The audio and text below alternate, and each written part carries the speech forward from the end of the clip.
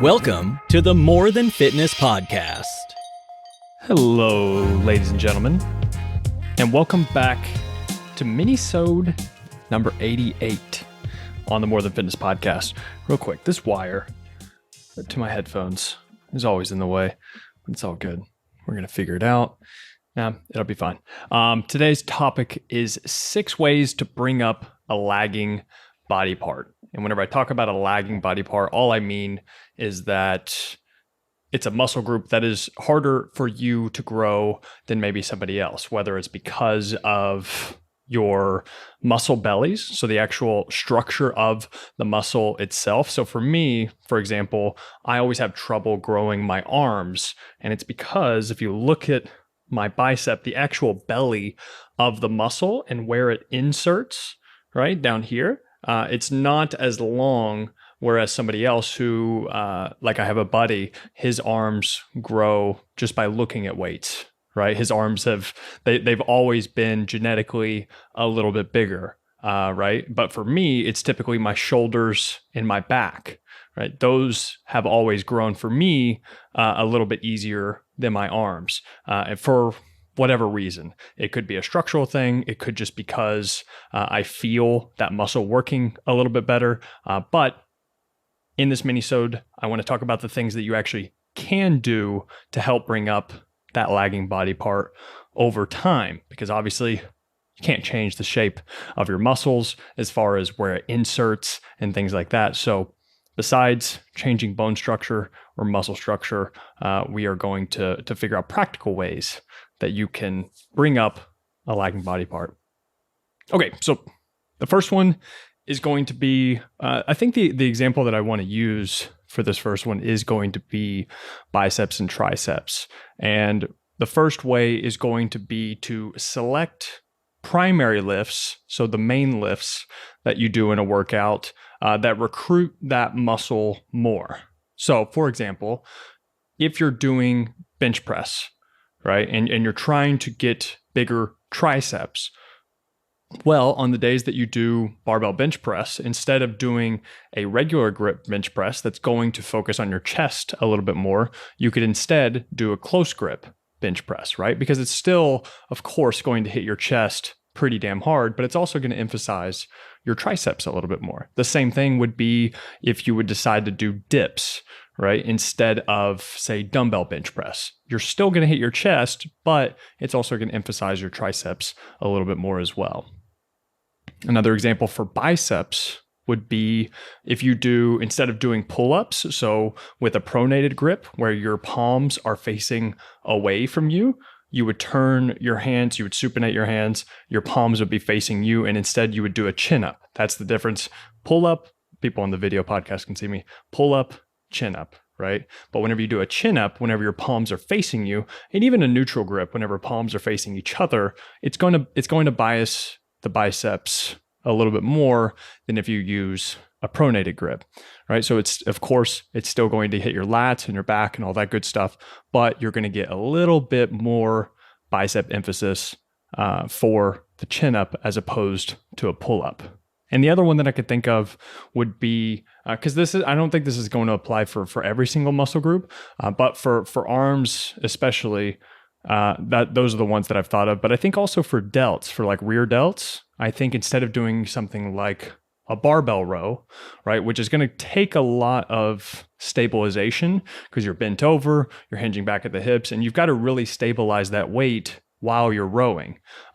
But instead, if you want to emphasize your rear delts a little bit more and you don't want to stabilize as much, this is where something like a chest-supported dumbbell row could really come in handy, or like a chest-supported T-bar row. You can use a wide grip, and you have the stability of your chest against the pad, and also you don't have to worry about your lower back tiring out or trying to balance yourself or coordinate yourself because you have that support in front of you.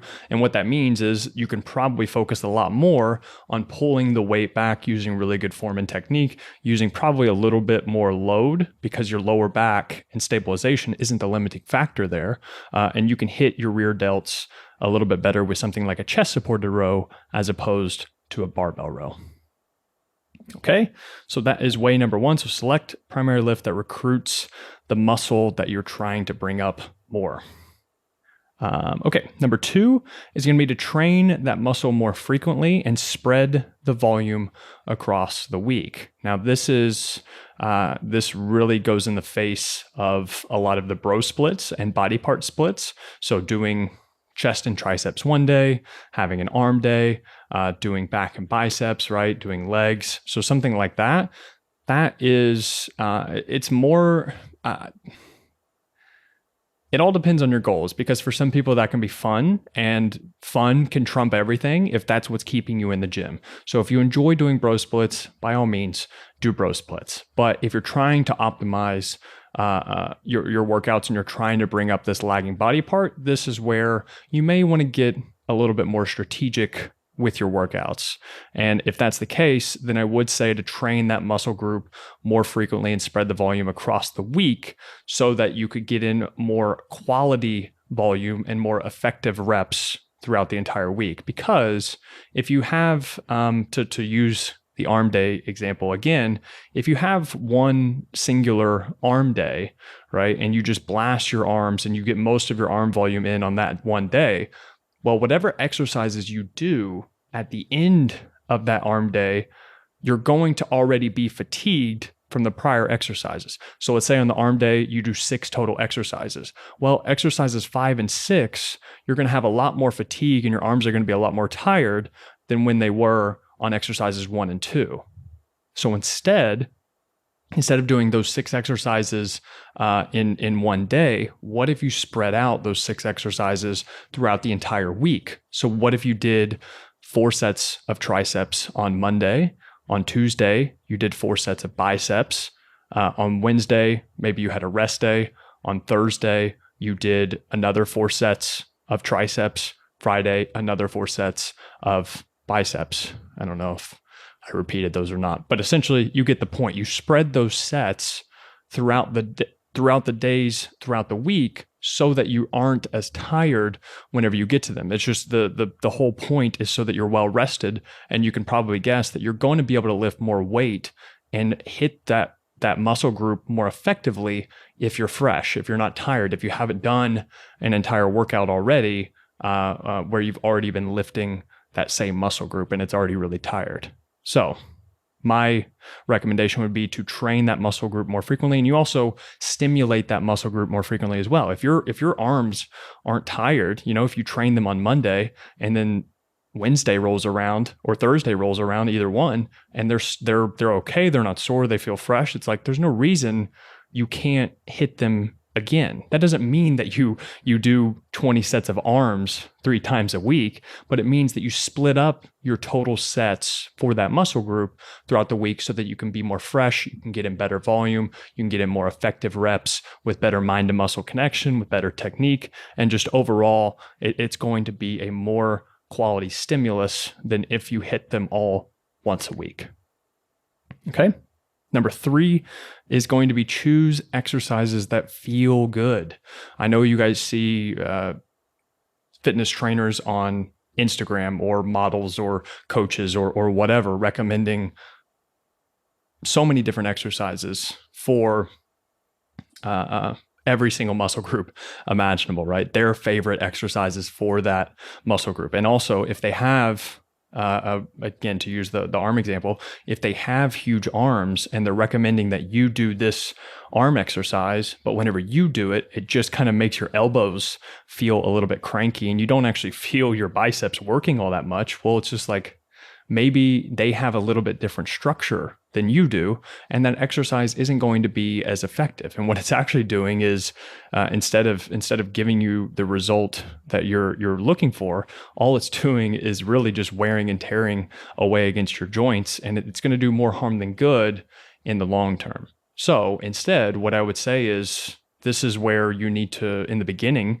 experiment around with different exercises. And if you feel an exercise that you do for a lagging body part and it feels really good, you really feel the burn on that exercise, well, it's like that's probably a good staple to keep in your workouts. And what I would say is to keep that in there and to consistently do more sets, more reps, get stronger on that exercise over time. And there's probably a good likelihood that that's going to be a really effective exercise for you. So just because Joe Schmo on Instagram says that easy bar curls or barbell curls are amazing for bicep muscle growth, but then you do them and you just feel terrible afterwards, or let's say your forearms get pumped or something else gets pumped that's not the muscle you're trying to target, well, then that's okay. You have tons of other exercises as tools that you can try. So way number 3 is to choose exercises that feel good to you.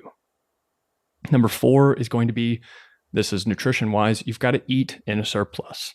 You don't have to, but if you're really trying to bring up a lagging muscle group, you're going to have way better chances if you do eat in a surplus, at least for a period of time. You can have smart training and you can grow muscle whenever you're in a deficit, but as far as potential for muscle growth, it's going to be much higher whenever you're eating in a calorie surplus. So you're eating more food than you're burning on a regular basis.